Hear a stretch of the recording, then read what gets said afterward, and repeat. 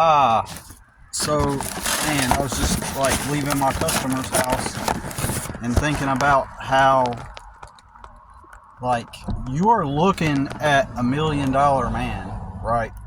Right here on this video. You are looking, and as I always say, most people don't see through the lens of true reality. They see lens through a distorted version of reality. And what is that distorted version? That distorted version is that success is this template that they hand you. They hand you what success is, and they tell you that not only is it success, but it is happiness. They equate it with happiness, and if you follow that template, you should follow that template, because not only is it the recipe for the pseudo success, it is also a moral failure if you do not follow that template. And here is that template. The template is that, like, the final result, and there's different levels to it, is that you have a place where you reside at night, and you pay the bills there, and you have a job where you're working for somewhere, like the Coca-Cola bottling company right here I just passed, or whatever it is. It's a Coca-Cola place. The cemetery right there. That's a business. A cemetery is a business. A cemetery, it's people that own some land, and they let you put a body on it, and then you pay a certain amount a month.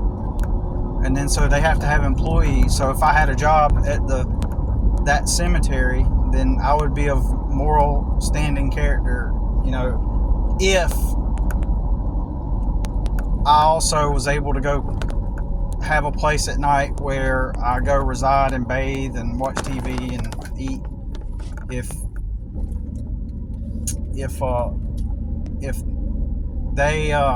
I were to do that, then I would be of good moral standing, So the measure of your success is, and your value as a human being is measured in that. It's a bunch of different layers, right? So it's a moral failure. You're a moral failure if you, especially as a man, like if you don't have a place of your own where you're living at night. Well, they call that living. That's another black magic wordplay. Like and it's the idea that you work this job so that you can live your life. But if you term it using words that reflect actual reality, you're working this job so that you can pay to have this structure built of wood or bricks, and you go to it at night, and it has a shower and a place where you could cook some food and store some food, and it's the process of being able to maintain that dwelling that they're telling you that this is success. Success is your ability to go perform a role at one of your peers' businesses, like the cemetery or the Coca-Cola place or the senior living home right here. It's all a business. Like no authorities came down from on high and said, okay, and these are the senior living places, and the chiropractor right there, and that's the chiropractor. The authorities didn't come down and assign the chiropractor, or the MRI center right there, or the daycare. All of them are your peers. Your peers. The person you set to in second grade. Those businesses are owned by one of your peers, or maybe a group of your peers. And that's how they build themselves up and build their socioeconomic status and level. And that's how they make money. And the thing is, they are not following the template. It's a sort of an unspoken thing. At some level, we know people start businesses at some level. That's why I say this is layered. Everything's worded and layered in under a certain context and framework that draws you away from the reality of what it really is. So success. So I would be considered a moral failure, right, in the society. And the reason why I know all of this stuff is bullshit is because not only have I done the things that they say to do to measure up to that standard. In other words, you're clocked in at some job somewhere working for somebody, and you use your money to pay for your house, whether you rent or own it. Kind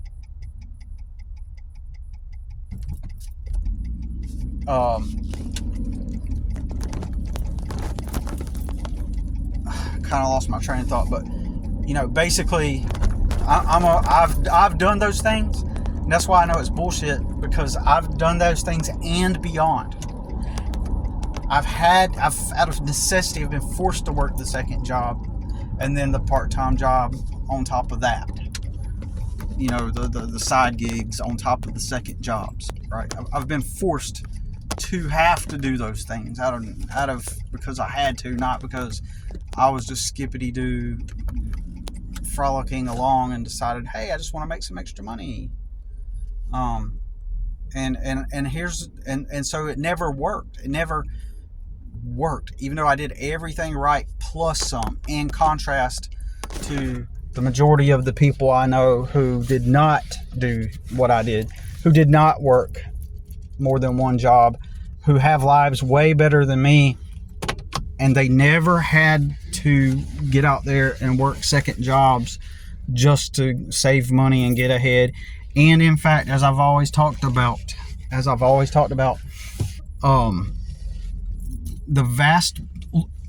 can't even make this up. The vast majority of people I know personally, the majority of everyone I know, everyone, if you dissect each of their lives and lay out, like put a script of what they did and what happened to them in life, they all literally got lucky. They say there's no such thing as luck. You just comment in the comments. Say anything. Say your best friend. Say your aunt, your sister, your second eldest sister, or I'm the oldest, but the sister that's beneath you, your middle sister, your grandma, your mom, your youngest sister, or your friend that you knew from high school. Like, name the person, and I will say, okay, let's dissect their life. Let's see what actually happened in their life. You will see a pattern of luck every time. That's the anomaly. That's the anomaly here, right? Everybody I know has some kind of major advantage that I have not had, which positioned themselves to be in a place of great fortune or great luck, right? And so that's another sign that tells me that's another tell that it's bullshit, that if you just work hard, you'll get ahead. Because the irony is I have done the actual hard work. I've actually done the actual things that everybody boasts that they would do if they were in a bad socioeconomic situation, right? I've followed the formula down to a T, and the way reality works is people who do have some success. I'm not saying that they did not work, because it's context dependent, right? And so it just literally depends on the context, because hard work in one scenario may have contributed, right? It may be a major variable that person worked hard, and then that's the thing that helped them get ahead, or it was one component or variable, depending on the context and the specific person and their specific situation. Whereas another person, like the people I'm telling you about, virtually none of them worked hard to get there, and they're all living great lives, and none of them actually worked hard. They're not on government. They just all had anomalous things, and it could be because of my energy. Let's go meta here just for a brief moment and look into a deeper spiritual place regarding this topic. Okay, so we're going to just assume that energetically, now this is going to sound crazy to a lot of people, but energetically, the energy that I just by default have, I'm not bragging, I'm not saying anything special or nothing, but just merely by default, the energy that I brought into this world just by existing brought about an external scenario where energetically nothing would play in my favor because I bring such positive energy, right? I bring such positive energy, and the reality around me saw it and immediately put the opposite surrounding me, right? So, and therefore virtually every single person I know, every time, ironically, got really lucky in life, whereas I had the most major bad luck more than anybody else and the most unfortunate circumstances compared to everybody else. The polarity there says a lot. The fact that anomalously I have anomalous bad fortune and bad circumstances and bad luck regardless of following the proper ways, and meanwhile literally everyone around me literally experiencing the complete opposite, like luck. Like it's an energy, it's like a black hole, like I'm this force condensed down into what I am, and so therefore everything around me produces the opposite. Like the old acquaintance I had who married this girl, he comes from a privileged background, and her parents are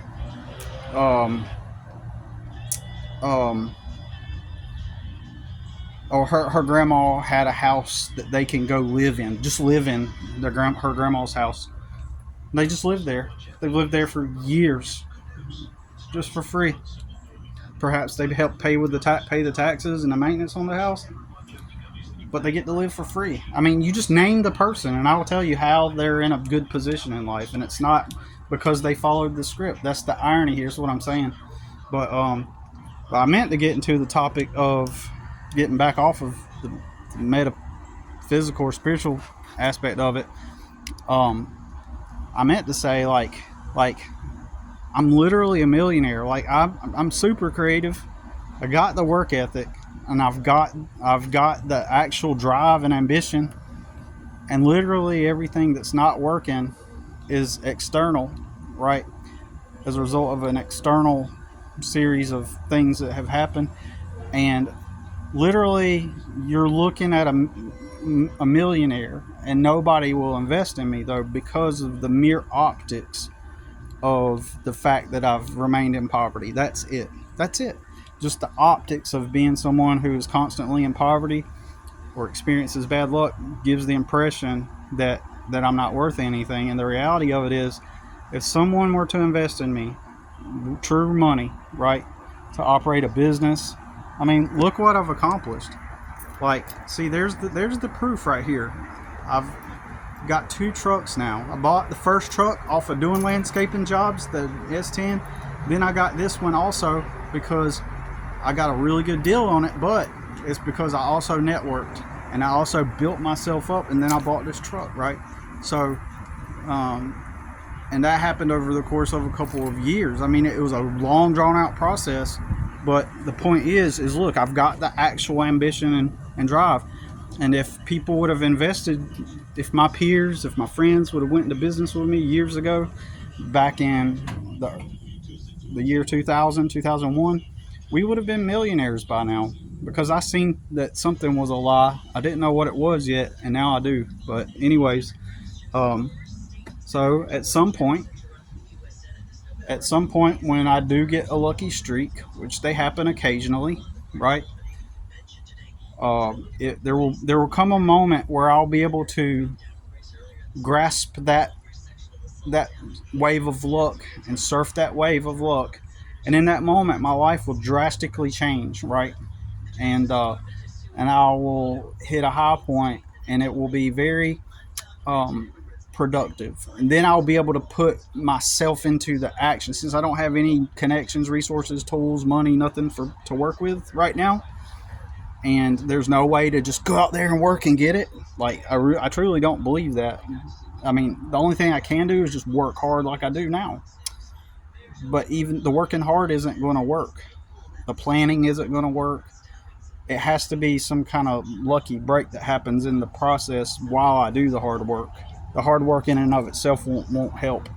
So I'll keep working hard and doing what I do, and then eventually what's going to happen is when that luck does happen, as long as I avoid bad luck in this process, I will ride that wave, and then I will be able to apply my actual work ethic, my creativity, my talents, and my skills all in one construct and into one mechanism. And when that happens, my success, my material, and overall success, will will become truly successful. And then people are going to be like, oh, well, it's Billy? Like, what? Oh, they'll be shocked. They'll be surprised. Some people will be jealous, and other people will attack me. So that's a given. There will be some people who attack me. My brother, who's a famous internet person, he's famous on the internet.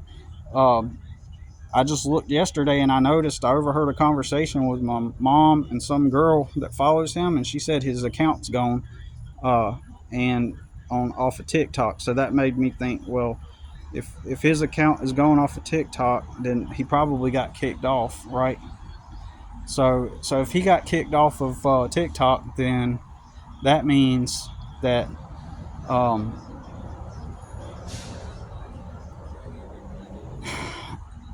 he may be losing. Like, he recently announced he lost monetization also on his Facebook page, which I already knew that was I already knew he wasn't getting paid off of that. I could tell. I just know because I studied this stuff, and I could tell he wasn't getting paid off of it somehow, and I couldn't prove it, but he recently announced he has no monetization anymore. He has 1.4 million followers on Facebook, and then he lost his 120K following on TikTok, it sounds like, possibly. So now he's just, the only thing left is he's got a Facebook page with 1.5 million followers. So he's dwindling down. So that could prompt some kind of rage or some kind of attack at me if I ever begin to gain traction. It's just a possibility. So I have to keep that in mind. But anyways, that's all I gotta say about it. I gotta get some lunch. I gotta go do 2 more. I gotta go take care of a couple people. All right.